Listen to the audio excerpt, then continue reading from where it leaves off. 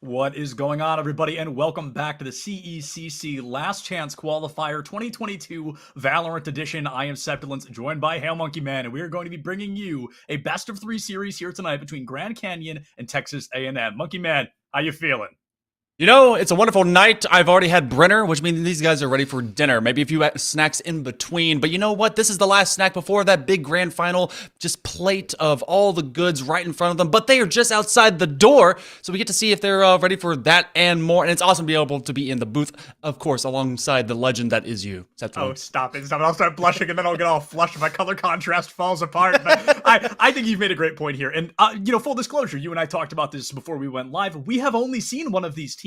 Grand Canyon has played all the way up and into a semifinal without being on stream, at least for us, a single time. So we're going in with a lot more known about Texas A&M. And if they play today like they did yesterday, I mean, they are going to be one tough team to beat. Aggro, in particular, a Jet player from Texas A&M, is just a maniac in the game. I mean, dropping a 30 bomb, then a 25, then I think almost a 40 at one point yesterday. It was just Aggro's world, and the other 9 players were just living in it. So if Aggro comes in and plays to that caliber today, I highly suspect this can be a quick one for A&M. But, the dark horse. We know absolutely nothing about Grand Canyon.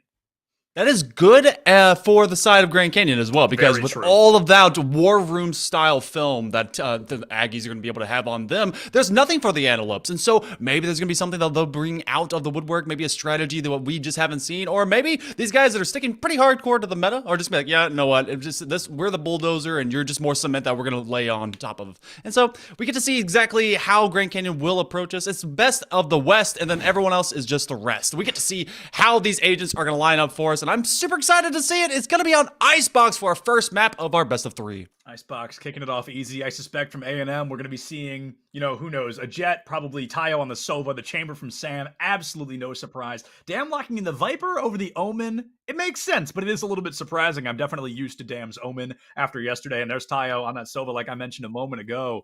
Grand Canyon right now, they're bringing out nothing surprising either. We saw a Neon for a moment, but this is a pretty traditional comp so far. You talked about this already, Monkey Man. It's sticking to the meta. It's playing it safe.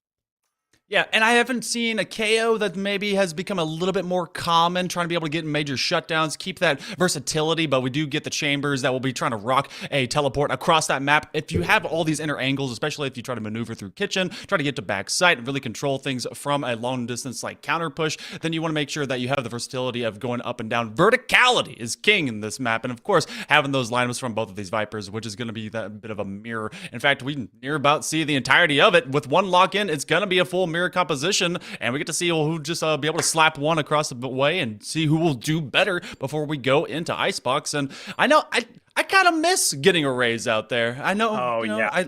I love sending the boom bot out there to be able to hang out in maze, but you know what? Sometimes you just don't get it. Ray's a personal favorite of mine. She is my favorite character in the game after all. And there's something really unique, Monkey Man, that I feel a lot of casters don't talk about. And it's really interesting that a mirror matchup, statistically, one of these teams has to be better at this mirror matchup. One of these teams is going to be more comfortable, is going to be more experienced, and it's tough to turn around a snowball when you're in a mirror matchup. If all 5 of your members are getting outplayed in the very role they are playing, it is almost impossible to come back from something like that. So if it's, neck and neck, it's going to be great.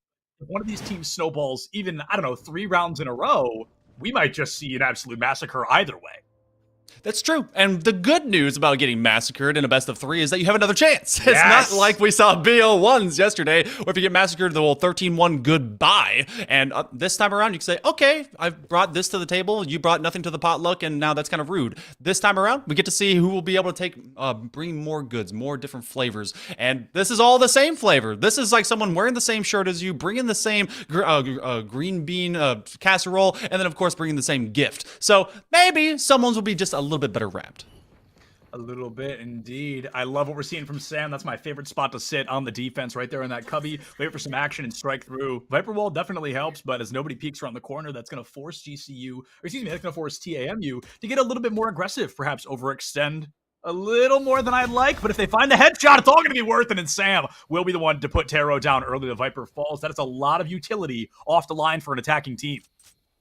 Yeah, and that's reminded me of a few of your plays that I saw on Twitter. So, already making good use of some highlights. I know they've been watching our talent because their talent has to match ours. But as they start to peak, you start to see if they'll be able to get around this main vault through this corridor. We do have a spread, and there has been a bit of a field trip to go on to A, and a bit of a trade, as Noble will be hanging out in the backside corner. They got the intel, and they'll be able to push him back. That's going to be one chamber finding an Elam on both sides. Tile picks up the trade onto Sam, and I think that's going to be great because that keeps Texas A&M on the numbers advantage. It gives them the opportunity to continue this reign of terror here in the pistol round.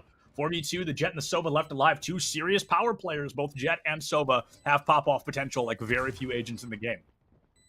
They've already got a little bit of intel where Watanabe will be hanging out. Oh. And it's a pretty much met of getting rid of the doppelganger as the defuse will be coming through. Everything all gravy for the side of TAMU. You had said yesterday that you were wondering about how their defense was going to be able to react because they were so good on the attack. Well, I mean, maybe they've been able to take a bit of that momentum and lessons learned and turn into a great defense. I can definitely hope so because you're absolutely right. I was really worried about Texas A&M's defense yesterday. They went, and I don't think it was on Icebox, but there was a map where they went 11-1 in the first half, and then that game ended 13-8. It really became a nail biter against Texas A&M, and they had found themselves on a kind of downhill slope, and it was a scary moment because this is a team that up into that moment felt unbeatable, but then all of a sudden they lose 8 rounds in a row. And their defense definitely showed some cracks. Starting off, though, winning the pistol round guarantees them at least one more, statistically speaking. Aggro pulling up the Bulldog is just my favorite sort of stat. I love it. Oh, trying to be able to get an early tag, and that will end up happening anyway as Noble hangs out in the backside corner. And, this little cutesy press into A is just being cut at the midpoint as they're just being funneled through mid. And Aggro, just being that variable, got to look vertical as well as around. Yeah, I mean, you said it best, Monkey Man. It was going to be this map all about verticality, being above your opponent. I think Aggro just giving us a masterclass example of what that means. Nobody looks up. 3 of them pay the price of their lives, and that's going to hurt. Texas A&M winning a round they're expected to win, but if they win round 3 here against Grand Canyon, that's where that snowball really begins. I do like how Noble's just hanging out in their back corner. That's their assigned seat at the lunch table, and give me that dog. I want to be able to see that tag over and over again. That's my favorite one. If you don't have a dancing dog in your back pocket, I don't even want to know you. But so far, A&M being able to meet well all this kind of spread. We're playing a little bit more defaults, missing the underhand. Okay, look, I do that often myself. Okay. I don't play Viper, so I can be judgmental. I can be judgmental about it because I don't play Viper. I don't do lineups. I'm not very good at it. But hey, damn, gets the lineup in the last second, and it looks like it's not going to be very helpful. As for the 3rd time in a row, we've got Grand Canyon trying to run it down through Maze, heading toward that A side early in the bloodbath, getting ready to begin. Watanabe goes in early. Sam, though, with the first blood, taking down the power player known as Aggro, and Noble getting walled off the boot. Only a shorty in their pocket. A Marshall close behind as well, but both those not going to do well with a full Sage wall in the way. But the way that Noble was not going to break that wall, I think they were playing for the long con. They're just hanging on that back corner. They're going to have that rotation. But now that the bomb is down, good sights slowly been picked off as we do have a better attack out of Grand Canyon. They have a 5-on-1. Everyone just kind of staring down. That long con is now just a con. I don't know if it's going to pay off for us, for them, or anyone else. They may try to be able to save, but they don't have much. That wall didn't break. You're staring at it. I get you. And they're just looking upwards, looking to see if they can get anyone off their rocker. But no, it'll be a flawless in trade from round 2 to 3. And being able to cut this in half. And so we'll see a full buy going for GCU. Actually, no, for the Aggies. They've been hanging on to some small ball style weaponry. We will see the op, though, go to aggro. Yeah, I'm not surprised to see them have to full buy here, right? That is the statistical best way to win a round is by eliminating all of your opponents and not losing a single teammate. A flawless round definitely puts things right back where they should be in the statistics. Grand Canyon coming out really strong there. It's very difficult to get a read on a team during the pistol rounds because if you lose one, you've basically got to lose the second. And now this is where we're going to have full weapons on both sides.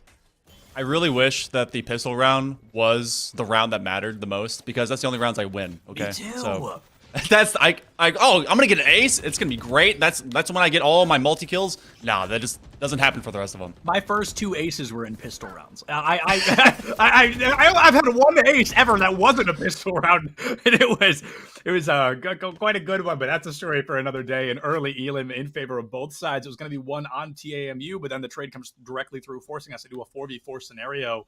Losing that Sage and losing the Sova, two very impactful agents to lose for completely different reasons.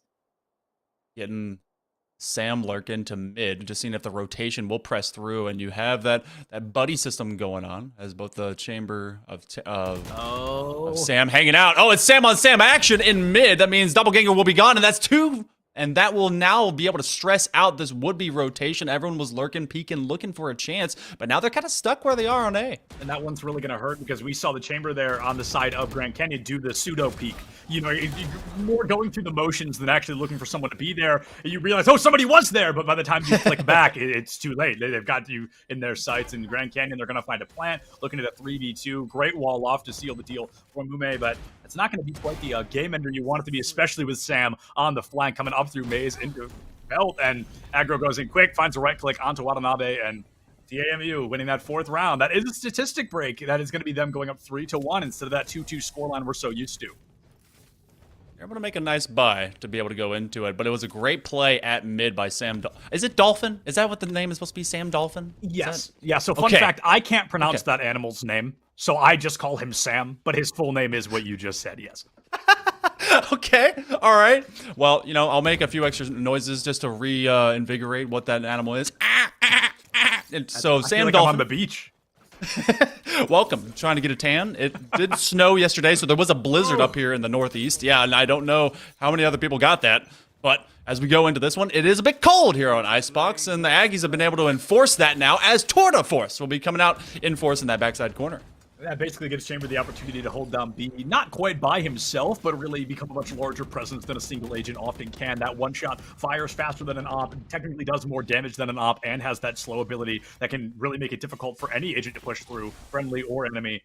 Instead, for the 5th time in a row here, Monkey Man, this is going to be Grand Canyon pushing that A side, or at least trying to aggro, taking down Sam early, and Sam seems to be the real star-studded on the side of Grand Canyon. Watanabe gets that trade, takes down the op, but gives their own life in the process. Noble finding that jet, making this a 4v3. Full rotation, it seems, down out of that A site, and the resurrection comes through Watanabe. Back into the swing of things. Now Tile finds one. Sam takes down Watanabe once again. Noble picking up that Sage. Noble finding a third. Looking for a fourth, but Volt is the one to seal the deal. 2v1. That Chamber, 1 HP in a dream, but Volt trying to put another round on the board for Grand Canyon.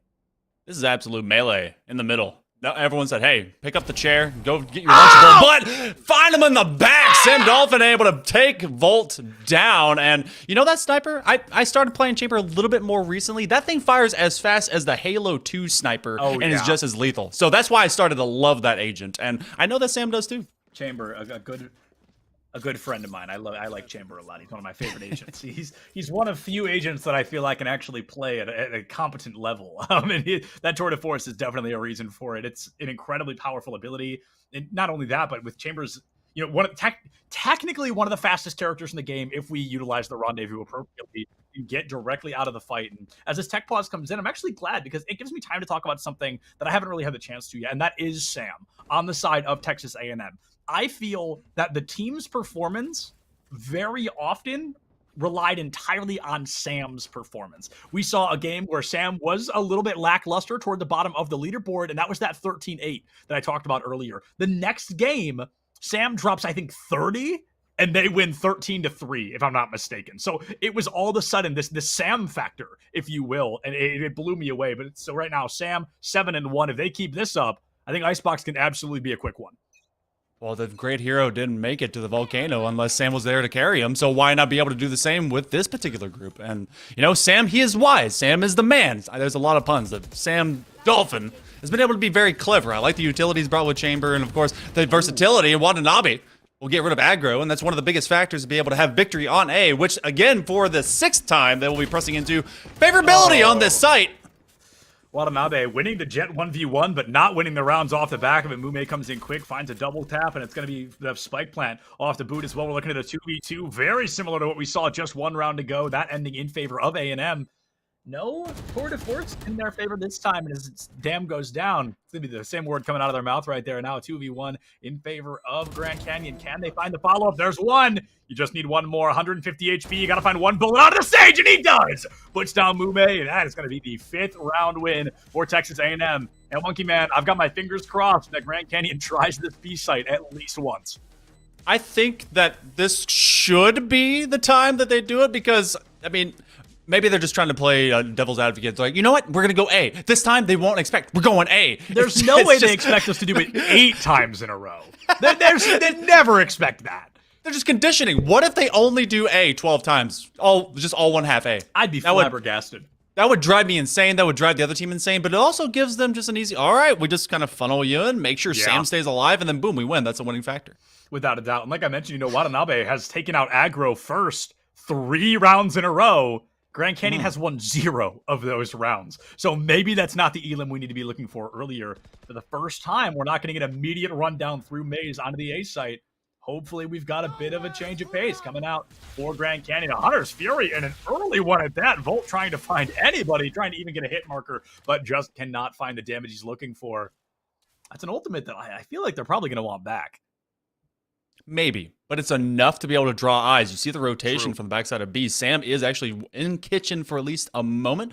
That's drawn him just off of that long side of B main. And you see that triplicate of players over the side from Grand Canyon that is looking to be able to walk it in. So maybe investment, maybe it's like the dog with the bell. You ring it enough times and they start to get hungry. They want that treat. And 6 times in a row, maybe the second half of this first half. So the first quarter was all A. Maybe the second quarter is all B. Pavloving your opponents into throwing a semifinal would be that'd be a first for me, and I would love to see it. I mean, that would be quite a fascinating matchup. And as we kind of go into this slow push onto B site, I suspect the traditional Sage wall that kind of blocked it off makes planting the spike a little bit easier.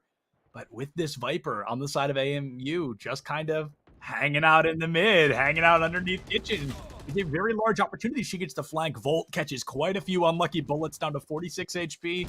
Down, but not out. Okay, now out. Volt taken off the table, 5v4. The spike plant has come through, and I would be surprised to see much change. One Sam dismisses another, operator versus operator, and Grand Canyon, they've got the numbers. They've got some great positioning if they keep an eye on that flank. There's another great shot from Sam, the resurrection. Ooh. Basically null and void. Noble finding the Elim, taking the op down. Mume takes out Dam, 3v3 across the board. Noble goes in a little bit too quick, and Taro finally waking up to join the fight. Tayo takes out Mume, and it's going to be a 2v1 up to Tayo to try and save the day, but at 37 HP, this is going to be a tough one. They may have just enough time. They may look for the save. They've already backed up, and I think that's exactly what's going to happen. That was wonderful post-plan hold. Great angles. They were able to get up onto the box and be main, and then just that little bit of a flirt by Volt inside of that tube going to kitchen. It was enough to be like, hey, he's there. And everyone kind of squeezed in on him. It was enough of a distraction. Same thing with the investment of the Hunter's Fury. It pays dividends, and they're able to get a second round. So, okay, not a runaway train. This is not a half a round already gained, I've total half gained for the side of the Aggies. GCU, they're well within that grasp. And they've now put in that little bit of doubt. Like, oh man, they went B. Are they going to go B? Just maybe. I want to jump back as well. I was very critical of that Hunter's Fury, but I think you were 100% correct. I think that was to pull focus onto A side again. Uh-oh, here they come again. It's that conditioning toward A side. Sam, I know somebody's in there and loses the fight. A bit of a run and gun from Volt, but crosshairs where you needed it to be. Power player known as Sam going down early, 5v4 in favor of Grand Canyon. They said, hey, B site worked once, let's make it work twice. It paid every bit of investment the side of the Antelopes wanted to put into it, and they've already gained the high ground on that box.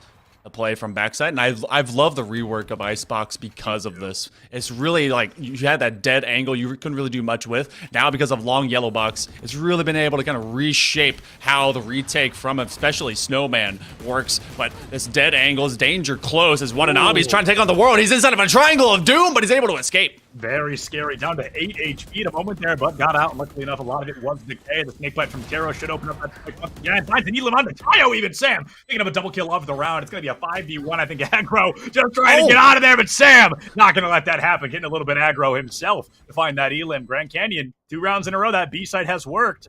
You've got to wonder what they were trying to do back on that A. I mean, even their comp is built for B site. I mean, it's amazing to me they spent so much time over there on A.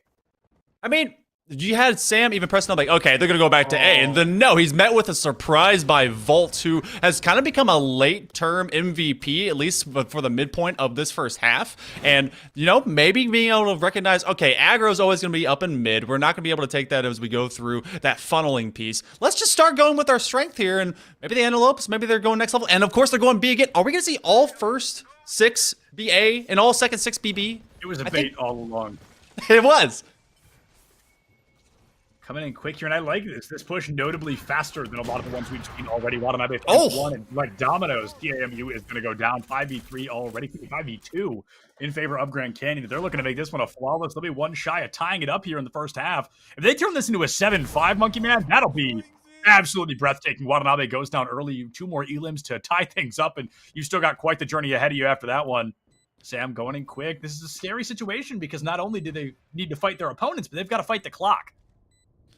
They do have to fight the clock, and they don't have a whole lot of time to do it, which is the exact same thing. I said the same thing twice, but just 2 different ways. But Sam-on-Sam action is always going to render someone dying real fast, and that great angle hold as he just forces them around the back side of Low Kitchen. Tayo has really nothing he can offer, so he's just going to hang on to his Vandal, and my goodness, okay, Antelopes, they found something that works, and they've been able to chase it time and time again, and they went so fast. They got 3 kills, I think, inside the first like 5 to 7 seconds, and there was just 2 remaining. And Sam, he can't get all the kills. Yeah, Sam not getting all of them, but getting quite a few in every fight so far. It's funny because I talked about during that tech pause how Sam on the side of Texas AMU felt kind of to be the clutch factor, and we're getting that same story with Sam from GCU. It's very fascinating. I don't know if it comes with the name or what, but these Sams, I mean, look at them. Both top of the leaderboard, both of them the only 2 in lobby with more than 10 elims. And there's going to be a massive, and it already definitely is, a massive just weaponry difference between these two. As they're like, all right, we're going to be investing a little bit more into B. We're going to rotate a little bit faster. Sam will get the heck out of dodge as the Dolphin will flip. And the side of the Aggies will start to actually go through that flank. I want to see how this flank will actually work out, or if they will commit to it. Instead, they press through A, and now we just see everything fully committed all over again into mid-B. I'm shocked not seeing immediate Viper's Pit from the side of Grand Canyon. I think that kind of secures this round pretty comfortably in their favor. There it is. Okay. So better late than never. I'm glad to see the Viper's Pit come out. It should make this fight just a little easier. But Taro, that reaction time, not what it needed to be. Chamber walks right up to you and finds that Elam Watanabe. It's great, but as Dam walks into a shock dart, definitely going to hurt. Dam takes out Tayo, aggro in the backline, finding one. Dam taking out Watanabe. It's up to Sam to try and save the day. 150 on the board, and he's just going to try to blind fire into the Viper's Pit. And I didn't even get to talk about it. This was Texas AMU's Viper's Pit. This was not Grand Canyon. I got bamboozled by that because I thought GCU was going to pop it, but instead, it's Dam who runs in, uses it to almost prevent Grand Canyon from being able to do so. They got to clean the team up from there. I think this was a counter of pits. There was both pits. It was a Venn diagram. Yeah, it was crazy. So Taro, he was waiting until you said it. He was listening to the stream all of as much as he could. Predict the future. He COD jumped into his own Viper's Pit, got killed immediately. Then counter Viper Pit took over the area, the land grab that it was, and boom, that gave him a freebie to be able to just say, "Hey, 3-on-1, come to us, Sam, come to us." I got pranked, baffled, and bamboozled on that one. That is a good catch for you guys. That is a great use of those Viper's Pits as well. Texas AMU, they finally put themselves back on the board. It's going to be important to note that worst case scenario, they're going into the second half with a draw. That's what they want to be looking at. Ideally, they go in 7-5, but it means they've got to win this round. And winning these B sides has not been their forte so far, at least not yet. It has not, and you see a lot more investment, some early util usage, as they're going to be able to get rid of the wall. That was their first hurdle, their first wall to break through, first obstacle. And then, of course, you get the bite from the counter Viper. As, again, this mirror composition has rendered a couple of different results. And, as you start to really give your hand at what is your strategy, you're giving some ideas to your opponent. As everyone's starting to drop, and the defense is starting to roll through, the Aggies bring it on in, and Sam will drop down, leaves it only 1, and then that is done. The Battle Sage coming in clutch there. Noble dropping 3 amidst the panic, and that's going to be Texas AMU going up 7-4. There's one more round left to be grabbed. Could we see an 8-4? Can we see a 7-5? Only time will tell. But if AMU makes this an 8-4, that's difficult. Not impossible to come back from, but at that point, they're one good pistol round away from double digits. It's true, and I think this may be the one side. Do they go back to A? They found so much success. This may be a little bit more default. A worked one time. Out of 6, I think. B has worked 3 times out of 5. So I think there is a notable choice to be made here. Do we go back to what's becoming a little predictable, what our opponents seem to be getting a little stronger with, or do we just run it back into maze and hope things are different this time? I think they're waiting on the aggression from. I mean, look at this forward lean out of the Aggies. They are definitely over the midline of both sides. They're looking to be able to go at them. And then you have the Antelopes just kind of waiting like, okay, we're going to wait in our cage. We're not going to go too far out. And they're maybe going to proceed through B, but there's a nice little sight line. And Tayo says, nope, Watanabe, you're not going to go anywhere in the middle. Tayo says Ty no to that approach. Mid and look for a second one. An operator, a little bit scarier. The wall off. Resurrection comes through. And I'd be shocked to see if they didn't go, or excuse me, they did go up through kitchen. That becomes a bit predictable. So you're going to have to try and play a little safer, a little bit slower. Less than a minute on the clock. Aggro takes down Bolton. We are back to that 5v4. You talk about being above the midline. Aggro's on the back line right now in their opposing spawn, trying to find some flank elims. And I think that is very possible because it'll be the first time it's happened. Sam missing a pretty crucial shot. One to boot. Tayo finds that elim. 5v3 in favor of Texas A&M. They're looking for that 8th round win. Only bodies to drop have been from Tayo. Taro actually puts Dam on the ground, and that is a 4K looking for his ace. Tayo is on the top shelf. He's trying to be able to top of the mountain. Oh, and they will be actually taking it from him. They said, no ace for you. Noble run away with it. But I'm sure the team comms are like, all right, we got through it. And get a res on the stat books. Why not? So we get a 4-8 instead of the 7-5. A lot of momentum, slowed down. And now the Aggies, will they commit to doing 6 in a row on A? I think that this is that would be such big energy. Like, you guys did it, we're going to show you how to do it 6 in a row. And while we've got a moment here, I want to look at Sam and Sam once again. Back to what the point I brought up minutes ago. They are 14-8 and 14-9. Both top of the leaderboard, both having insane giga brain plays and both falling a little bit short in a couple of rounds here and there. It's amazing that it feels like the Chambers are the ones leading the charge on both sides. And both their names are Sam. Is it, maybe it's just one guy playing with like 2 mouses, 2 computers at the same time. He's dual enrolled in like psychology. He's a double major. Yeah. In physics and science. Oh, and Sam's gonna be the one to take Noble to the ground early. Oh, Noble didn't even get to see him. Oh my goodness, that was like a pre-fire with a headhunter. Oh my goodness, great accuracy from Sam there. A phenomenal shot, and what a way to disrupt any hope or dream or iota of an attempt on that A site already, forcing Texas A&M up through tube into kitchen perhaps. Going to be approaching that B site. One elim to tie things back up, but no healer online, and with that Viper already at half HP, things get scary. Especially in the pistol round, when you have all of just your body meat to be able to keep you warm at night, and of course nothing else to be able to keep you going in that fight for longer. They've already pressed up into kitchen. Sam's hanging out there. Watanabe will be able to sight out Dam. As Dam and Sam, no longer that wonderful wombo combo, and everyone's just chilling in kitchen, seeing if they can trick it. Now the eyes are like, okay, this is Tom and Jerry. Where's the mouse? Where's the cat? Where are we going? Where are we going? That is absolutely the question here, because Texas A&M been hanging out for a little while. An amazing shot from Sam. Has to try and find another one. I think winning a 2v3 is absolutely possible here, especially with 3 headhunter bullets left on the table. But winning a 4v2, I mean, that is tough. That is 2 per 1 on your side, at the side of Texas AMU. I think right now, ideally, you're looking for spike plant. If you lose the round, so be it. But you want these 400 additional credits, especially moving into the second round.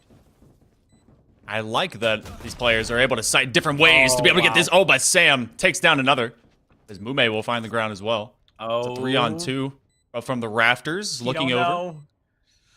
He's just right on top of him. Knife kill. But he's keyed up right behind. Knife kill. Knife kill. Do it. Yeah. Let's go. Watanabe takes down Stan with the blade. Tayo not far behind in Grand Canyon. They're putting that first pistol round on the board. This is huge here, Monkey Man, because they won this at 8-5. Statistically, they win this next one. It'll be 6-8. It'll be 2 rounds away from tying things up. And they can make a fat statement to be able to get 3 in a row if they can. I know there's going to be that power difference, depending upon if they go with the eco or if they go with the bonus. And we had some great plays from Sam. I love being able to see players turn the landscape and a lot of these corridors into different approaches to get to each site. They went through mid, in kitchen, had a Spec Ops style just mission of their own to be able to go all the way around to finally get that plan on A, but they just couldn't defend it from all points. And I think what I want to see a little bit more, it's been 1 round, it's a pistol round, so I'll cut Texas A&M some slack here, but I think they were really spread out. I think we had 3 on A, 1 in mid, 1 on B, and very rarely are you going to win firefights like that. I think it's a very difficult situation to be in. Watanabe, going with my friends called the Steptoland Special, because I do this even past the second round, finds an immediate elim onto aggro, smells blood in the water, and takes down Noble the boot, a double to open things up early. And this is the half that I suspected Texas AMU to absolutely steamroll. But right now, they are definitely struggling. trying to get a third. We'll use that tailwind to be able to get the heck out of dodge, but it will be picked up by Taro, who takes down Tayo. It's doppelgangers in terms of agent and also in terms of name. Volt will get rid of Dam. Sam's doing work out there. With the Dam. Whew, a nice little quick punch, and this is all of a sudden evened out. Well, actually, way more in favor of the side of Grand Canyon. Now they're hunting down. Wait, we saw this exact play earlier where this Sam killed the other Sam because he didn't check the corner in time. That is a mirror. I wish we could go back and put them side by side because we just watched that happen. It's the exact opposite story to be told. Just put that on your TikTok. I should. You're right. I should clip them. Just the vertical videos just Farm aligned content. next to each other. Yeah, actually, if you had both videos running at the same time and they're both vertical, then it's like two just tiny little slivers. But you can just tell the only thing that matters is Sam right on top. Sam. That's all that matters right now. For both teams, it's Sam. 18 and 10, 17 and 9. These two refuse to be any more than one elimination apart from each other.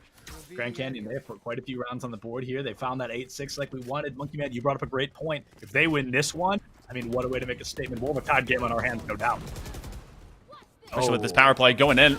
Oh, now bringing out the hero play. This is going to be a 2. My God! Going to lift up and not going to go down. As they're able to get 3. Tayo will answer. No way they lose this. Not after that. There's no way you lose that after your Jet absolutely top frags on site, finds 3 out the gate. Watanabe literally could not have done more there. Maybe 1 to really seal the deal, but as we enter a 1v1, 36 HP on the board from Tayo, you've got to play post plant. If you get greedy, it's going to cost you your life, no doubt. A bit of timing. I think he just saw him. He saw him. Maybe he didn't. No, he had to have. There's no way he didn't, right?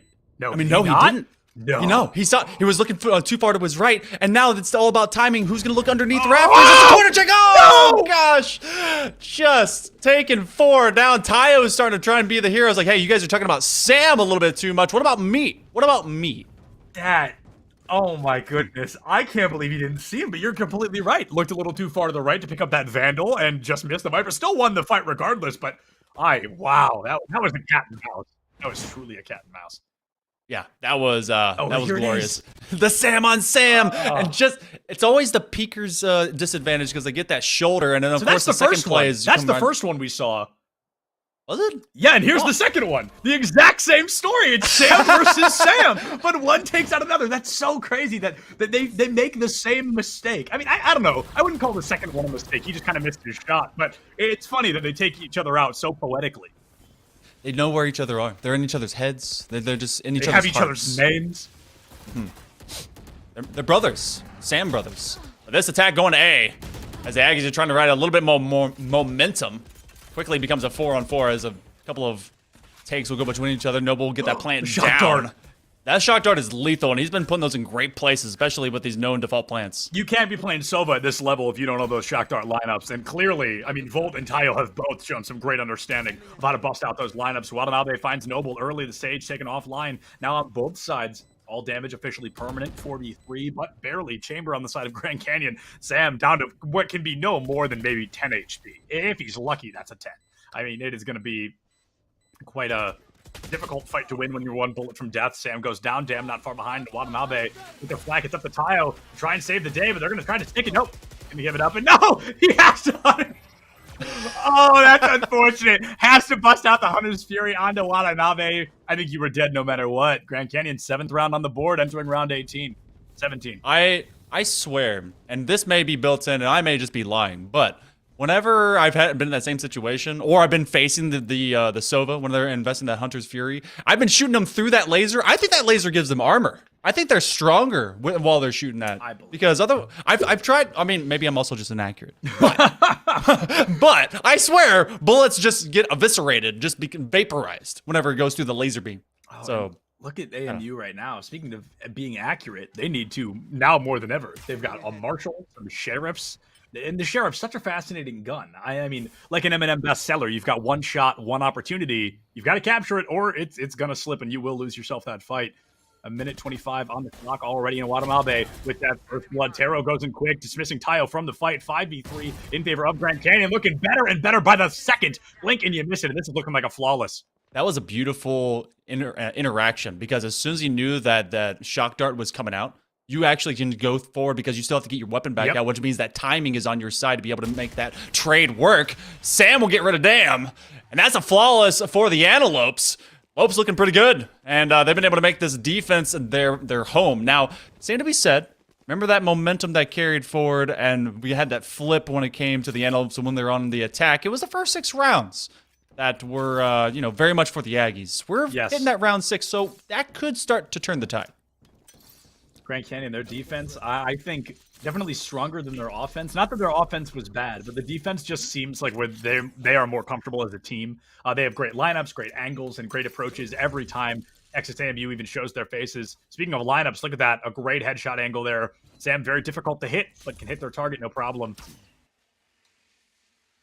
If anything is hit by this, I'll give a few subs. Oh, man. Okay. What a good shot. Oh, and he says trick shot there. Fun fact, if Sova kills enemy utility with a double bounce shock dart, he goes trick shot. It's hilarious. That's beautiful. I didn't actually know he would do that, but get a little bit of intel. Volch will try to see if anyone's going through mid. No one's rotating, or at least they're inside the house. And we go to A. This will be a full court press. Oh, but it will be aggro that's pressed as well, as Mume will be able to find their skull. But they do find a plant. Mume with an absolute baller play there, taking the Blade Storm out early. And we've seen from both Jets today how effective their Blade Storms can be. Oh, not the double! Not the Shock Dart Snake Bite combo! Oh my goodness, that is so much damage on the table in the blink of an eye. Sam and Noble going to be able to find a few, but Volt with that immediate trade. Watanabe up onto the high ground. Mume finds one. Watanabe with the wall bang headshot kill onto Sam. Keeping it clean, keeping the party rocking in favor of Grand Canyon as Dam comes in quick, trying to find it, but doesn't know where the spike is. It was not planted for you, my friend. That is going to be a 9th round win from Grand Canyon to tie things up. Dam sashayed their way onto site. They were spinning that knife. They were looking down, and no one was looking at them. He got 2 in a hurry, but again, it was just a little bit of miscomm, not knowing exactly where the spike would be. If it was planted to fall into that box, I think he would have been able to get a 3K, but instead, we now are locked in at 9 apiece as we head to round number 19. This has been a wonderful showcase of, hey, we're the dark horse. You didn't know anything about us. Well, we're making a fat statement to you right now. And we've been able to take the 5 of the last 6, but same to be said, equal but opposite. Let's see if that works on the side of the Aggies now as they'll try to, well, I guess maybe just steamroll into A again. A great recon Volt comes in early, getting a little bit of action, a little bit of information that was then destroyed immediately after. You're like, all right, I don't know where you're at, but I know you're nearby. You're close enough to take down my dart. Quick action from Mume, trying to find some eliminations here, but it's Noble with that lineup. That's a tough angle to peek because everybody knows exactly where you're going to be standing. That's one of those crosshair placement kind of situations. And as the immediate plant comes in through Noble, they've planted quite a few times here. It's the post plant they really seem to struggle with, and Tayo trying to make it that much easier. Volt taking down early, a little bit of a lineup Larry show coming out from Tayo, but hey, if it works, if it ain't broke, don't fix it. And what a shot early. Taro somehow doesn't take any damage. Watanabe updrafts right into the crosshair of aggro. Taro finds one, but winning a 1v4 is going to be very difficult. It was just outside the sphere of influence for that shock dart. So he's able to just leap out in the nick of time, but Sam's going to try and press around this corner. Maybe he's learned his lesson to be able to get out of these. He has! Gets rid of Taro. Or 1. All right, so the Aggies get 1 back. They just make the methodology work. And you're exactly right. When we were talking about them being able to get a plant, they've gotten plenty of plants, but their post-plant defense has just been ever so weak. They decided to go, all right, we're going to that rope. We're putting this bomb right on top of it. Whenever you press F to be able to get, I slapped my plate. Whenever you press F to start diffusing or otherwise, you're going to be able to go up this rope and you're going to be confused. But they never even got to saw this that time around because they just couldn't even, I guess, rotate their way on the backside. So, all right, keeping their sightlines. They win these gunfights so well. They just haven't been able to really work against a better utility. And now this time, Grand Canyon, they've got a full-blown Old Apocalypse and a collateral kill to start things off. Sam says, oh, no, not today, my friends. Comes through, takes out the Sage and the Sova. A lot of recon gone, a lot of information off the table. Sam finding a third, looking for an ace with 4 bullets. That would be absolutely nuts. On the third, looking for the 4th, but no, Volt not going to let that happen at the very least. Grand Canyon, they're 1 kill shy, tying things back up 10-10. And entering round 21, if we're tied up like that, overtime feels like it'll be right over our shoulders. I don't doubt that we're going to go into overtime. That's the only way that this makes sense, to be able to go into that final against the East, best in the West. Both these teams. Volt, he's a thief. He'll make sure that you're not going to be able to get that ace because he's going to get 2. And he makes that work. No rotation through mid. It's 10-10. And these two teams, I mean, Antelopes. They're coming out to surprise us. We didn't get to see any of them yesterday, and Texas A&M, they seemed like they were just an unstoppable force. Well, this is the immovable object, which is being showcased out of the last, well, I guess it was 7 rounds now on, oh wait, hold on, quick math, 8 rounds on defense. We've been able to have them get 6, and their defense is strong. This is their ultimate fort, and there's not very many passages to be able to get over the rampart. And with the buy-up from AMU right now, this is really scary because if they lose this round, they're going to have to save on the next one, which then technically puts Grand Canyon at 12-10. It becomes a really dangerous situation because then you have to win 2 in a row to force an overtime. You then have to win 2 more to secure a victory and put yourselves up 1-0. On the bright side, this isn't a best of 1. This is a best of 3. So losing map 1 isn't the end of the world. We've got Ascent as map 2 and Haven prepared as that tiebreaker if we so need it. Right now, though, AMU trying to make the magic happen in an early Viper's pit. Coming out quick, Taro finds Sam. It's going to be a Hunter's Fury in an attempt to respond. I like that. Counters out the Viper's pit and creates a lot of space against TAMU. Take those long lateral angles, really perpendicular to the pit. As everyone's kind of hanging on backside. Oh, Noble just sitting them down, not saying, hey, you're not going to be able to see any of us. We're still going to be able to look for that defusal. Dam will be able to get rid of one, gets over to Taro, and then Dam moves in, gets a 3K, gets rid of Volt, because that was so close to being defused, and the Aggies fight back again. That was insane. That was a really strong play from Dam, and honestly, I'm glad to see it. I often try to not be critical of particular players. Lifting them up, that's one thing, but I don't like to be too harsh. Dam, however, this Viper gameplay doesn't hold a candle to what we saw in Omen yesterday, so I'm very surprised. I think we're seeing the Viper because, of course, it's meta here on Icebox, and they're trying to stick to the meta, but I hope we get to see Dam back on that Omen because it was incredible. I've only heard legend of this wonderful Omen. I want to be able to Damn see Omen. Yeah. I'm sure it's beautiful. It's like, that's gonna go on a t-shirt. Damn, Omen! Just like right at the top of. Speaking of Dam, just waiting for that recon bolt to come through. It's so funny when you spectate players waiting for the bolts because they're just like staring off into the sky. You're like, what is going on? And the bolt pops up. You're like, oh, all right, that makes a little more sense. Oh!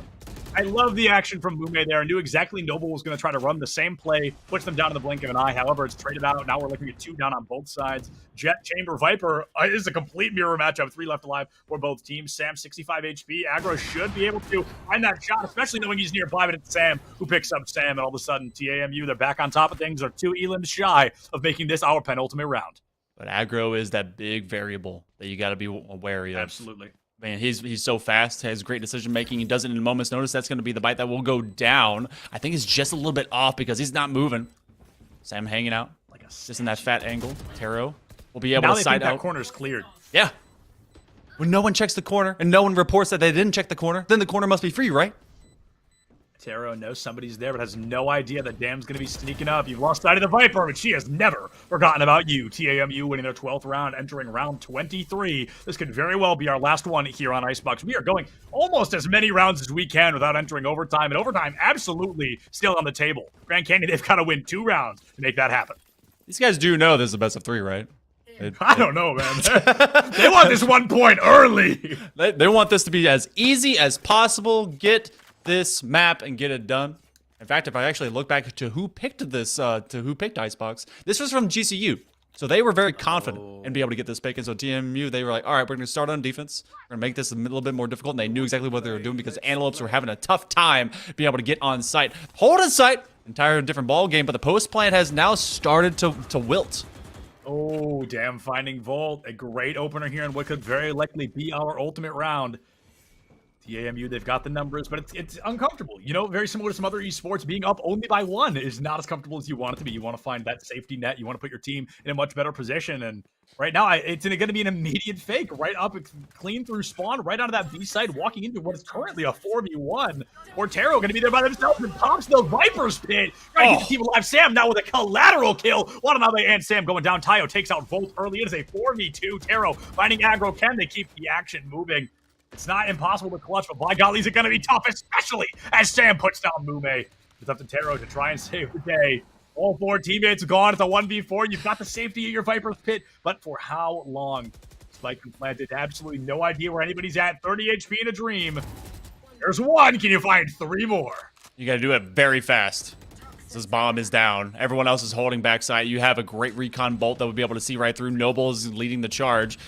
Poison Orb goes up. Taro realizes they're basically done. They do get 3. Moving on in. Noble will be able to press up, but that will be the end of game. Match number 1 of our best of 3. 13-10. The Aggies will take it in a 3-round squeaker. And my goodness, that is just, I mean, that is literally as close as it could have been without entering overtime, maybe give or take 1 round. But what a great map to start things off. We're moving to Ascent in just a little bit, and we'll talk about that more after this short break. But I'm very excited because it's going to call for different team comps, calls for different just performance as well. You can't, Sage Wall a B site on Ascent the same way you can over on Icebox. But folks, like I said, throwing it to a super short break. Use this time, get some water, get a snack, use the restroom, do whatever. But promise me, you come right back here for some more CECC last chance qualifying Valorant semifinals. We'll see you right back here in just a couple of minutes.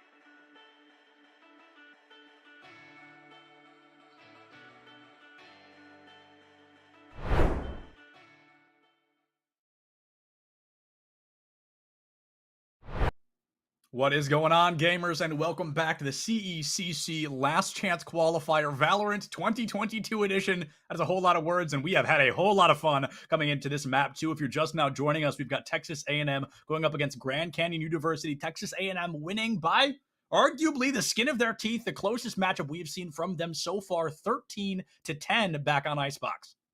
That was a wonderful showcase of skill and a showcase of being more efficient with a mirror composition that ended up favoring them a little bit more. And defense kind of was king of the day until it was Texas A&M that you had said yesterday they're really, really good on attack. And apparently that just carried over from one day to the next, especially going to Icebox. But it's a whole different ball game. Instead of things being locked into a freezer, well, now things are in open space. It's a little bit more mild, a sunny 76 degrees. I'm making that up. I don't know what it is in Italy whenever it's that high in the sky. We'll be going to Ascent where things are sure to blow apart. Oh, without a doubt. I've been to Italy once. I was there for a single day, and it was 104 degrees, and my nose bled because it was so hot. It was a whole thing. It was not fun. I had a very bad day, but I did enjoy the architecture. I thought it was quite nice.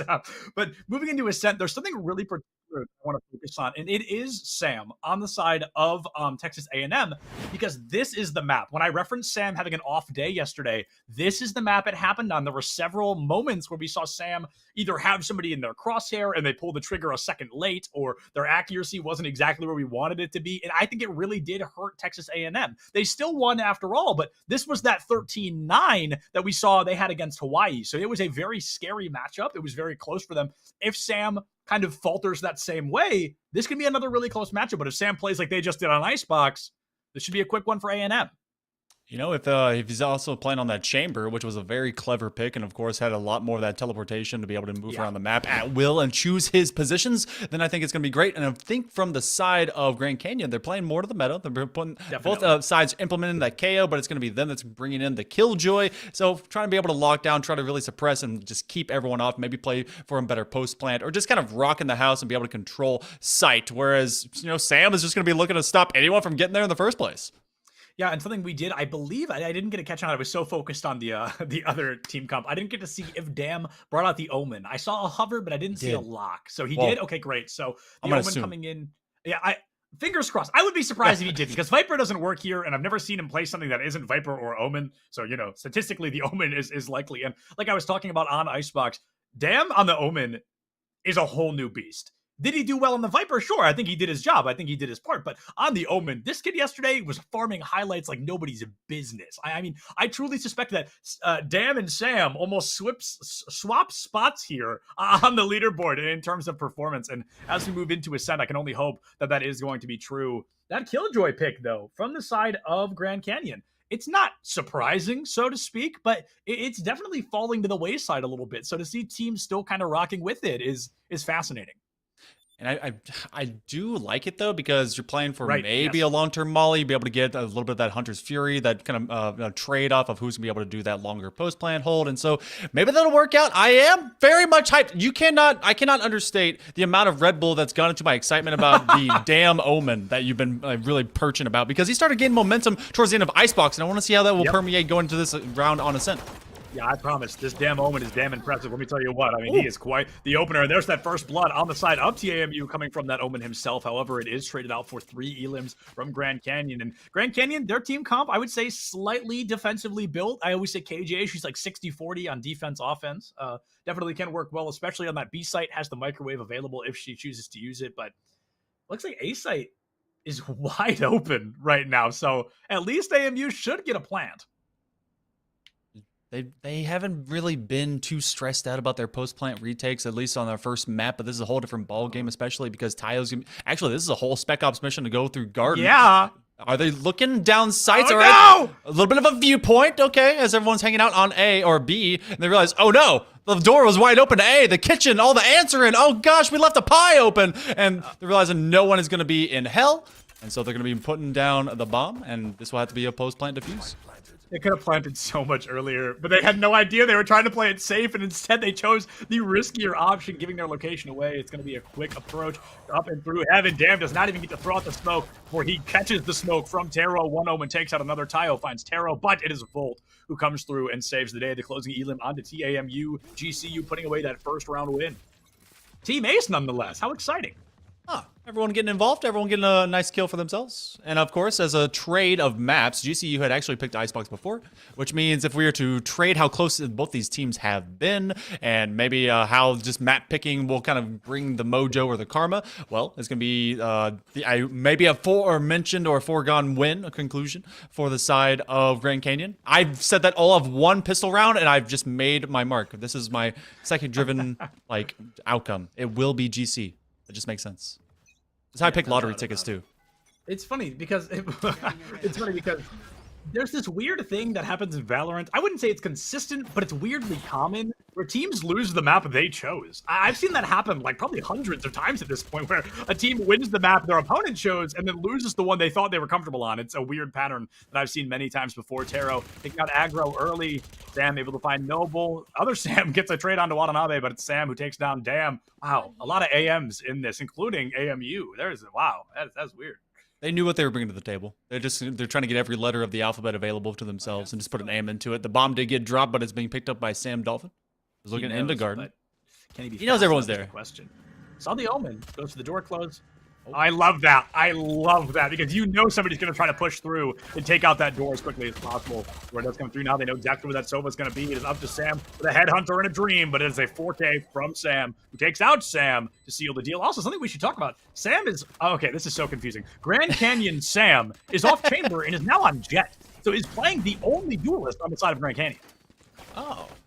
That's true. And then you have the double initiator between. So a lot of intel, because I mean that's something that we didn't really point out. You have the recon that comes out of Sova. You have the bots that are able to kind of play more of autonomous reconnaissance for the Killjoy, and of course that knife that goes for the side of Watanabe. So all right, a lot of intel to be grabbed and taken, where it's kind of more just versatility of movement for the side of A&M.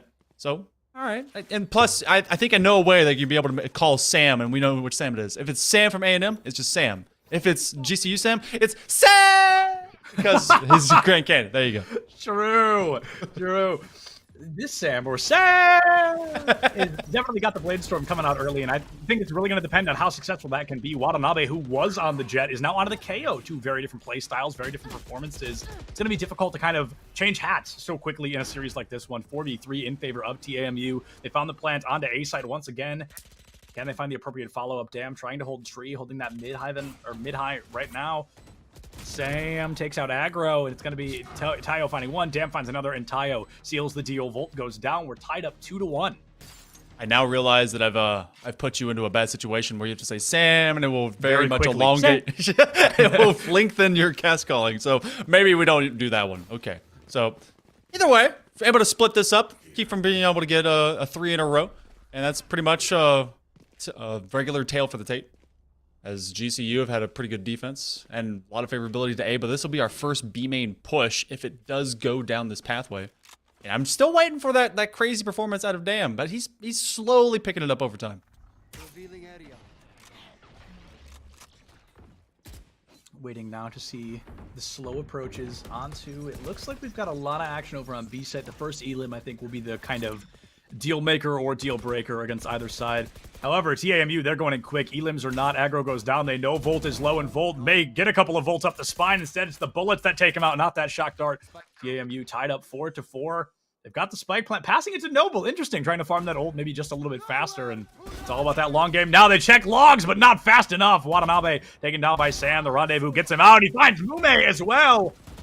100 Fury, I guess better late than never, especially as Thero takes out Noble. 3v2 in favor of TAMU. Smoker on the corner. The blind fire would have gone crazy, but Sam goes down. Oh, that's so close, and it will be an ultimate take as we now are tied 2-2. That smoke, it formed just a hair too soon to be able to get that op kill. And ultimately, Marketplace will be kind of the death knell where everything rotates. Hanging out in the side of the boathouse is cool as long as you make sure that no one gets into your house, but Sam is trying to wreck house every step of the way. And it'll be the Aggies that do bring us even Stevens going into round number 5, and it's going to be a bit of an eco for the side of the Antelopes. As we look at now back to A. It's like a field trip over to B, and now A is like where your main place is. They're making sure they don't run A 7 times in a row or anything crazy like that, you know? They want to make sure they have a little bit of variety, a little bit of a spice up, and as aggro finds that Elim early on to Taro, gets taken out by Watanabe. Sam tries to take out something, but takes quite a bit of damage in response. 4v4, I think a lot more damage dealt to Grand Canyon than they dished out. Take flight. Pressure's on as we come through. Sam goes down. Noble able to find that flick. Tayo getting pressure onto Heaven. All you need is a little bit of info. You know, one's up there. Did not see the KO, though. Yeah, he saw him maybe head into Garden. Well, maybe just the tiniest little bit of shoulder. That's a hard pixel to be able to kind of really navigate. But everyone's gotta be hanging looking out. for it to see it. Just that tiny little, like, oh, is that metallic or is that brick? I think that's something different. They put down the turret just enough to get intel that they're gonna be shot from hell. Everyone's going down. Tayo is just mowing the yard, and everyone else is grass on the side of Grand Canyon. Now Wanabe, he's able to get a trade, but it's just not gonna be enough as he'll get Noble. Sam will find him, and this is now 3 in a row for the Aggies. And I mean, just another Tayo moment there. The Tayo diff coming in clutch, a double kill regardless. Comes in quick. We saw that approach early out the gate, and I was really worried about it genuinely, especially because we saw aggro go down early. It was a 4-4, but right here, Tayo says bye-bye, takes out 2, seals the deal for TAMU, and that's exactly what they needed to put themselves on top. They're up, but only a single round. It's going to be the first round where everybody's got a weapon in hand. A real weapon, that is. Hey, you know, the Bulldog's a real weapon, okay? Like, I hate the Bulldog. it's so good. I don't know why. Disagree. It's hard to disagree. Look, 3-round bursts are real, and people should respect it. There's a lot of trading going on, as one will drop from the side of Grand Canyon. Maybe another, but everyone actually on the floor. Holy goodness! Bodies are dropping on the floor! It's a bloodbath! Noble honestly could definitely 2v1 clutch. Okay, now when you pull your knife out and run directly into them, I think if the gun was out, there's a chance they win that, at least 1v1 on the Sova. Unfortunately, not able to do it. Hindsight is 2020 at the end of the day, and blink and you miss it. In the first round with 10 weapons on the board, that was probably the fastest one we've seen so far. Apparently, everyone hated weapons. They don't want real weapons. In fact, Noble was trying to be training out for that sword. It was going full Doom guy, and he is trying to be the maker of hell, and that's going to be aggro. Just how many? We saw what, 6 kills inside of 2 seconds as everyone just pushed on to B, and it's just an absolute bloodbath. Oh, Noble wallbang headshot Watanabe completely blind. Just I don't see how he could have known he was there, but. It was a great shot regardless. Aggro takes down Watanabe early. We're back on the B site. The trade comes through. A KO down on both sides. A lot of recon off the table. The 0-point knife, one of the strongest non-ultimate abilities in the game, as it silences any opponents that are caught out by its radius. Mume trades out for Dam here. 3v3, a lot of util being taken off very quickly. Sova, gone. Killjoy, gone. This is coming down to raw fundamentals, raw mechanics, and Sam seems to be the one who's just a little bit more warmed up. Sam finds Sam. Volt finds Sam. 2v2, once again, Aggro taking down Volt. Can Taro clutch when they need to most? This is an Omen versus an Omen +1. So they brought someone to the dinner party, and they're going to see if they're going to be able to dance. Taro hanging out will look his way through. Puts down a dark cover, will make for the teleport. It's actually a little bit of a fake out. See if anyone will believe it, but the sound gesture, there's a 2-on-1. They're going to double peek together. Oh, just no. hanging out. Oh, just... That's such a great place to be able to play hide and seek because you have both yourself and your friend, and you can just double tag if you need to. Yeah, the fake teleport falls a little short, and it just does not work well for Grand Canyon in the slightest. TAMU, though, still up by only a single round. I mean, look at the just kind of history of the match so far. It's been 2, 3, 1, 1. It's very back and forth. Like, okay, your turn, my turn, your turn, my turn. So let's see if Texas A&M can break that curse, or does Grand Canyon put this one down? There's not going to be a lot of guns on the side of Grand Canyon, so the Antelopes may come up a little bit short, but they've gotten crafty whenever they've been short on the side of the armory because they've been able to kind of split those angles. That's not to happen on the side of B. This has been a lot of sprinting. At first, we're in a marathon. Yeah. Everyone was jogging. Everyone was holding hands. They were checking their Fitbit, seeing if their heart rate was in the right place and a healthy place, but no. This has been full swarm tactics, and they're just putting bullets in heads. I mean, it is just that the FBI open up meme. They are kicking your door down, and they are running right through with the run and gun coming in clutch for them over and over. Watanabe finds aggro, but gives their life for the cause. 4v2 now in favor of TAMU once again. Sam and Taro tying it up in the blink of an eye. Taro 9 HP in a dream here. Nobody knows that Omen is behind them. Dan might be able to. Will find one Elin, has to give himself away for it. Did he get a paranoia off right there? I think he was just able. Oh! But the weight of the world will fall onto the shoulders of Sam, and they now finally have a multi-round lead over the side of Antelopes. That was a great hold. That was fantastic because all of the focus was being drawn towards Boathouse, and that's where all of the action and all the players have always been for the side of the Aggies every single time they sprinted on, leaving one just behind. And damn, now starting to be able to showcase a little bit more of that stratagem and saying, all right, we've fed you this one. We're gonna try and feed you something different.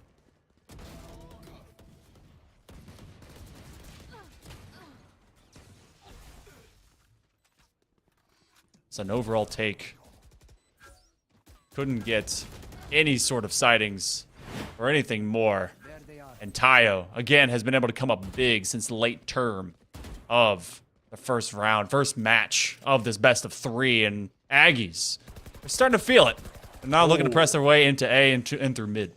We got some folks feeling something here. Aggro taking out early Taro, the next to fall, and Sam picks up a double kill. They were both very low already, but I think Sam gives his life here. It's actually Watanabe who snipes the kill. I thought the Hunter's Fury was a shoo-in to find it. 3v2 in favor of GCU. You've got info on the KO, but somebody still MIA. That Sova possibly has a flank up and through Garden. Can he get the crosshair? Bolt was a little bit faster on the trigger, and that's all that matters at the end of the day. 3v1 now. Difficult, not quite impossible. Noble, though, looking for those extra creds, looking for that spike plant. Sends out the 0 point early, gets the intel on 2, but it's not the intel he needs, it's the eliminations. Here's footsteps. He's not paranoid. He's just doing work. He gets 2. A third is waiting on him. He's able to get a flash, and that will be not a free kill. Are you kidding me? The fast feet, fancy feats all the way through, and just enough. He's so good. Oh my gosh. He's so good. Oh, that was incredible. That's the Noble diff right there, my friends. Oh, my goodness. I know we got a replay on that. Let's pull that up ASAP. My goodness, that was so clean. The one tap here turns it into a double tap. And okay, things get a little messy right here. We're going to look away from that. Oh, we cut it out already. Our production team is so good. Noble takes out Mume and seals the deal. Now it is a 3-round streak in favor of Texas A&M. This is really looking good for them. I'm not surprised to see this timeout at all.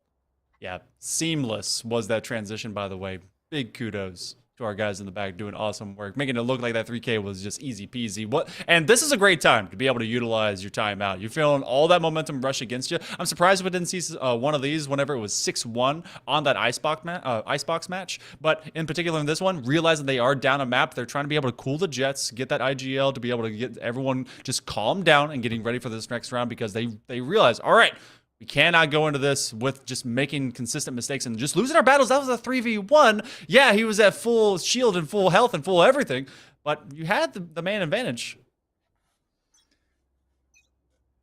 That was I got lost in Chambers' eyes for a second there. That's on me. I got a little bit distracted on what we were talking about. I zoned out for just a moment, but I'm ready to jump back into this, and I'm sure these teams are as well. Coming in, we're seeing another short buy, another kind of save round from the side of Grand Canyon. If this judge works wonders, that'll be phenomenal, but if it falls short for even a moment, this is going to be a clean round win for TAMU. They need 1 round to guarantee they have an advantage entering the second half. We're going to get the null command and a lot of gunfire going down from that judge. There's a ton of investment. All the attacks. Everyone's being put into the ground. They will finally be able to pick Noble back up. That's a great res. This will be a flash that comes out as well to be able to knock all the different defenders away. That's Mume getting slapped and done. And Terra will be the last kill as that champion's insignia be able to just kind of put the weight of the world onto the Antelopes. And, they took a timeout. And now they'll finally have even weaponry in what we saw before. Maybe. Watanabe bought up last round with the judge, has to rely on a Guardian here, and that may be without util as well. KO, a character built very heavily around use of utility, and I think that's something that makes more sense. Buys the Spectre, can buy a little bit more utility, but Noble does this thing that I wish more KOs would do, and it's so simple, but nobody does it. It's popping that flash drive out of a smoke. It's so simple, but no one does it. It does not blind you or anyone in the smoke, but it blinds anybody on the outside, which then gives you a free window to walk out of that smoke and get rid of the disadvantage you had. Noble did it a bunch yesterday, has done it twice already today, and it has worked every single time. You want to play? Yeah, damn investing from the shadows to be able to teleport onto side and get that early smoke, as the dark cover will be there to be able to just segregate everyone. But this will be a lockdown that's now going to have everyone hanging on as we have just all sides covered. No one's going out. Everyone's gone.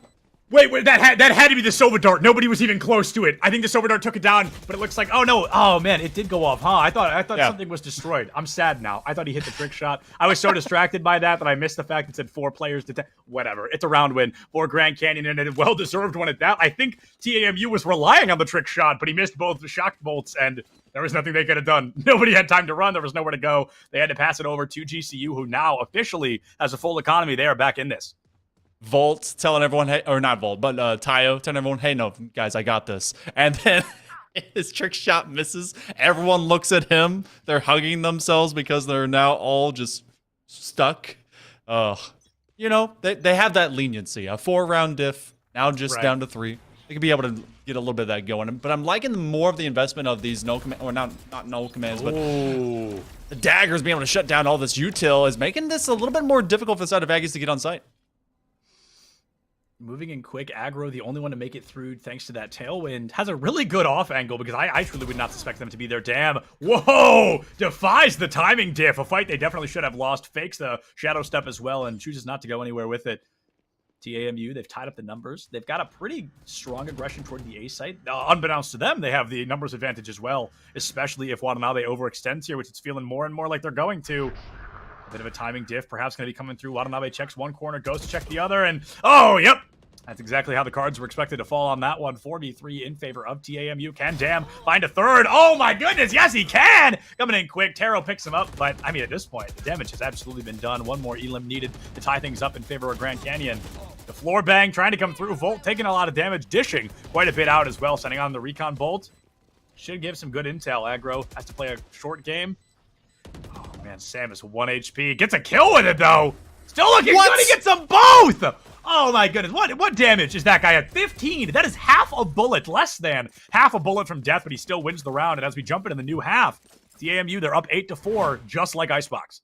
You could accidentally slap him too hard and he would have died, but instead, no, he comes out and he's able to just turn himself into an ace and gets just the right number of kills to keep aggro from having to do any more work, and I love Dam being able to hold that cubby into garden. Just making sure that nothing will come past them, and everyone looked into the wrong corner because you had Mume coming out saying, "All right, I checked left, but it was right," and then just looking to the right for just a little bit too. I mean, not enough time, and Killjoy will move on, and Dan will take an easy headshot, and now this will be a 4-8 all over again. We are 5 rounds away, luckily, as the new half will be able to turn over for the Aggies to be able to get that grand final spot. This pistol round, crazy important, because if TAMU wins it, they almost secure themselves double digits guaranteed. They can make us at a 10-4. If Grand Canyon wins this, all of a sudden we're at a 6-8, only a 2-round differential. They can win the bonus. They can get up into an 8-8, tie things up just like they did back on Icebox. An early paranoia comes through. GCU Sam able to find one. Tayo goes down. Dam picks up one. Sam finds another, and all of a sudden it is a 3v2 in favor of Grand Canyon, but just barely, as 2 of their players are critical condition. Sam taken out by Mume. It is up to 70 HP Dam to try and save the day. The Owl Drone completely clueless, and somehow Dam gets away with it. The rotation out of that corner, that goes a long way. Sam really thinks that Dam is on that right side. Check logs, check logs. Oh, he saw our ponytail, and he finds the elim. A huge kill here. If he takes out Mume, I'm confident to say that this is over, but that full HP Killjoy, definitely a force to be reckoned with. That's character model diff. Having a little ponytail? True. Cut that off. Yeah, you gotta go bald in this game. You gotta be like Omen. Box diff.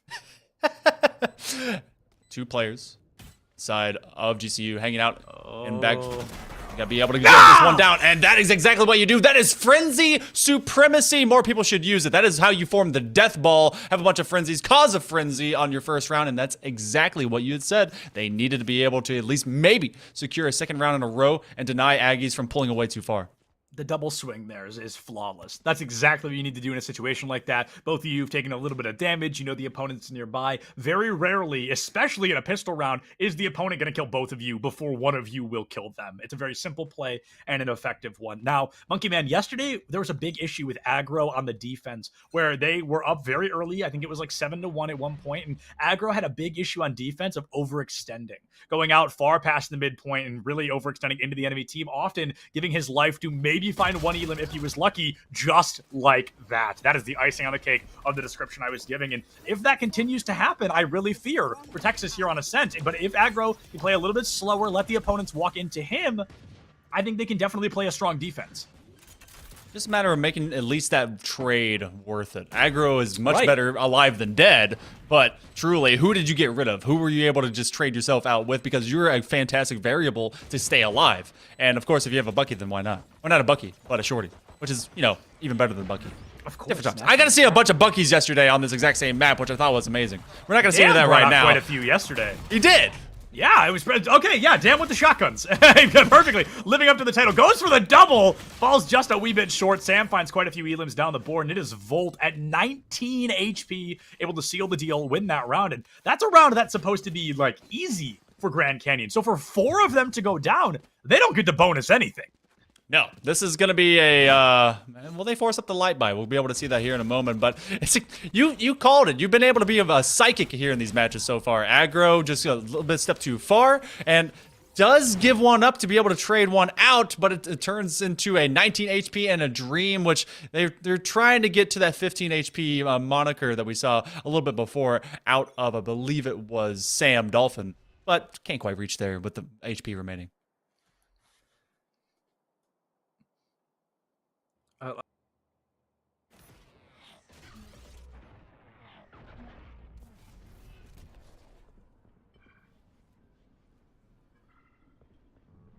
Grand Canyon now just down behind by 2. The Aggies will be looking More at weapons than I'm.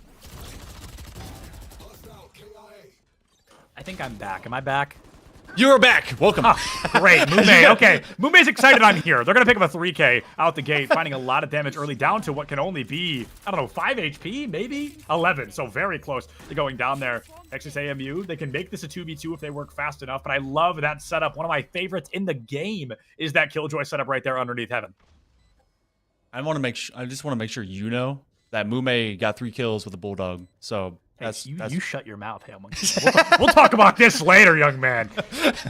Look, it's the superior gun. Everyone should use it. Oh! Bad side take. Sam getting rid of Sam in a minute. Damn, getting rid of Watanabe. And there's all of 1 remaining. And that's going to be it. They get 3 that they needed. God. And the defuse will come through. And the Aggies will be able to cut down this momentum out of the Antelopes. Sam and Dam coming in with the bang and the bam, just taking out GCU in the blink of an eye. Holy cow, that was precision gaming right there. That was just accurate as accurate could be. What a performance from the 2 of them to seal the deal. We're looking at a 9-6 scoreline. 4 more rounds. Hypothetically, Monkey Man, 20 eliminations separate TAMU and a grand finals spot.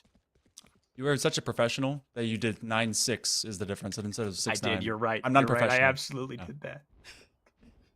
I appreciate that's a wonderful number, but that's the most beautiful number that we can see because that means GCU is still not out of it, but they are in a bad situation on the weaponry trade side. They're the much less powerful side of things. And Sam from the side of GCU is he going to look at this angle?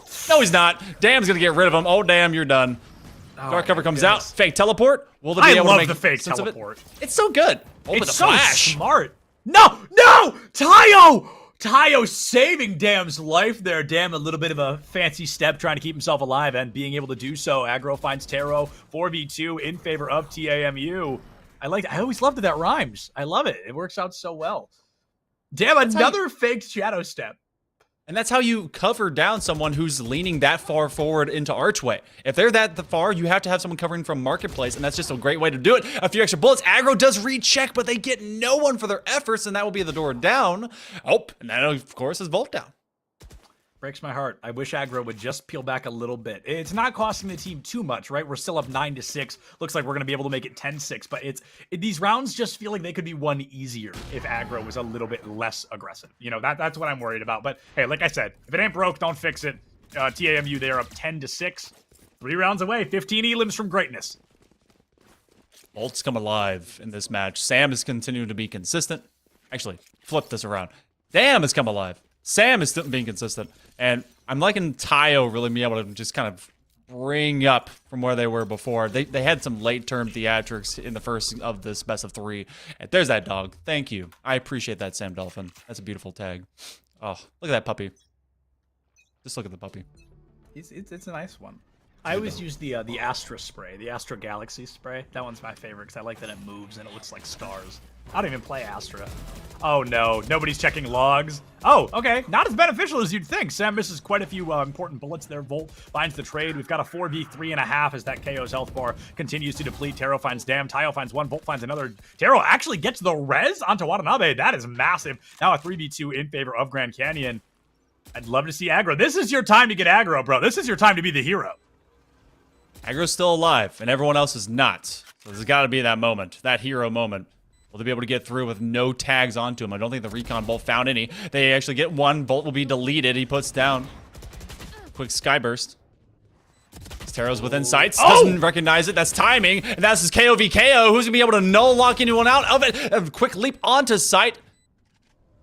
This plant. Oh, it'll be a quick fade. Noble gets rid of Watanabe. That's going to put the Aggies at 11, and they'll get the defusal. That came down to the wire. That really did. That's just the Noble diff coming in clutch once again. That's probably the 4th round here on Ascent that has been won off the back of a great play from Noble. Unfortunately, on the side of Grand Canyon, Watanabe had just already taken a bit of damage, right? Didn't have that full HP available. And this, I'm so shocked. Sam, he flicked off to the right, but he knew more people were on the line. I don't know if that was just like a spur-of-the-moment choice and it didn't work as well as they wanted it to. But again, it's a round win regardless. I'm being critical in times where I don't need to be. Noble with the headshot. Watanabe goes down. They win that 11th round. We are down to possibly 2 more rounds if they can keep this up. Another timeout coming through from the side of, I assume, Grand Canyon. You know a team is good when you're critiquing them for the small things. He went over, looked towards the door button. Just wondering, all right, did Cloudburst go down? Yes, it did. It kind of was in his peripheral. Couldn't quite drag his mouse back just enough. If mine were trying to be able to go that fast, it flicks just well off the desk. Like, all right, where is everyone? I would have missed all my bullets. Instead, he's able to get a nice trade, good reconnaissance, and a good retake. And now within 2. You had called it 20 kills. It is now half of that at 10. 2 rounds to go for the Aggies to be able to assure themselves a spot in that grand final. This last chance qualifier is making everybody sweat. The Aggies looking pretty good in this best of 3. They most certainly are. Trying to make it a very quick one. Back-to-back map wins could definitely go a long way. Aggro bringing out the operator here. I love to see it, a personal favorite weapon of mine. I'm a little worried, though. You know, if we see that over-aggression, if we see that over-aggro, that operator can be taken into the wrong hands. But if you play a little bit further back, a little bit slower, goes a long way. It looks like he's playing A Heaven right now. I love that placement. I love that location, especially if GCU chooses to walk down through A Long. We haven't seen a lot of op play on this. I mean, really, I'm just not like we haven't seen the traditional, hey, look through mid, get your op trading and dueling going on. It's been a lot of close angle, hey, hang out to the arches, work your way through the corners, that style of play. So, but we do have a long lurk flank coming out from the side of the Aggies. Oh no. He's going to catch him without them looking. The KJ, she's looking toward mid right now. Nobody's worried about spawn. It's all about Sam fighting this Killjoy. If he does it, it's winnable. If he gets caught out, though, he's not going to check his left corner, and it's going to cost him his life. If the KJ turns around, but Sam still takes one out, so it is all worth it at the end of the day. If he would have turned left, could have found the Killjoy, gotten rid of that turret early, but you found a trade, and at the end of the day, that's going to be enough. Downside, you put a Vandal in the hands of a team only rocking Spectres. They've got a little bit more firepower in their hands. This is just going to be a one-man rotation now. I guess I'm wrong. I totally thought they had Spectres, but they all have, like, real weapons. Yeah, it was just around that timeout. Look, we didn't know much. That the timeout happened. We all went to Chick-fil-A. We were able to get a sandwich. We didn't know what was otherwise happening. But Ty will be holding this long angle, trying to be able to tag anyone that comes through. He's going to make the call out for everyone to start rotating for the side of the Aggies, and the Antelopes want to be able to press in as best as they can. Just not looking. And now everyone, both Dam and Tayo, will be first on site. The fragment grenade definitely doing a great job zoning out Tayo, but I feel like it was used a little early. There's no way Tayo pushes into a 1v4. He's not that foolish, right? Watanabe and Sam finding a couple of elims. Aggro takes out one. Volt goes down, and Volt just has an absolute field day. A double kill to boot. Grand Canyon back in this. 2 of them stay alive. They've got 2 weapons to bonus into the following round, and because of that, they'll be able to buy some for some of their teammates. Or one of their teammates. Maybe. They don't have enough to buy larger weapons. Sam could. Jet util is not too expensive. It's like roughly what, 700? I don't know. Hold on. We're gonna check the math. Someone give me my sheets. But he did buy from Mume though, so at the very least they are gonna choose to buy, even if they have to sacrifice util. They're gonna have the better weapons, especially because Texas AMU, they're rocking sheriffs and marshals, nothing else to their name. Yeah, I've seen, weirdly enough, just like we always talk about for the map choice, that team in particular ends up losing. Somehow, on these eco rounds, sometimes you win. And that's a nice headhunter to be able to get rid of Taro early on, and they now have to deal with the threat hanging out just on the side of B. That head has been hunted, my friend. That was, I mean, just such a clean shot coming out early.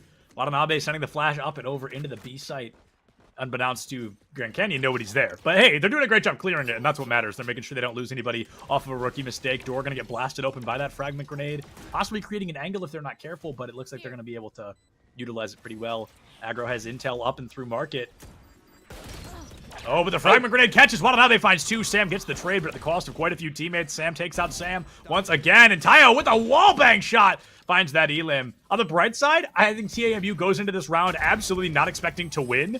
But, I mean, if they do, just like that, that's huge. They bonus weapons into the next round. They've absolutely demolished the economy of Grand Canyon, and they've really put themselves back in this. They've got the 12th round on the board. 5 more elims here, Hail Monkey Man. We are this close. I'm holding up my fingers, even though no one can see me. We are this close to being able to walk away with a 2-0 victory on the side of TAMU.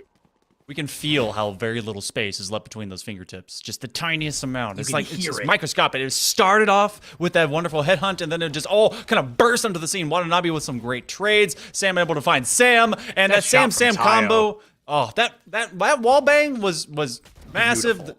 Just the focus by Tayo to not let anything come out of sight when it went to Boathouse. This is one round away, and there is a stinger on the board for the side of Volt. A stinger and a Spectre. We've got two SMGs out right now. Tayo with a very early Hunter's Fury, but I get it, trying to farm early damage. If you find an elim there, you've basically won the series for your team, but unfortunately nobody's there to get caught out early. It looks like we're going to get a quick rotation around toward that A site coming up right through A long. The approach through arches could be huge, especially with aggro holding it. Sam right there to catch somebody, and he's going to be able to. A little bit sloppier than maybe he wants, but a kill regardless, not taking a lick of damage. Noble with that Noble Classic puts down one. Finds Sam. Taro gets the trade into sight very quickly. The Shadow Step onto location.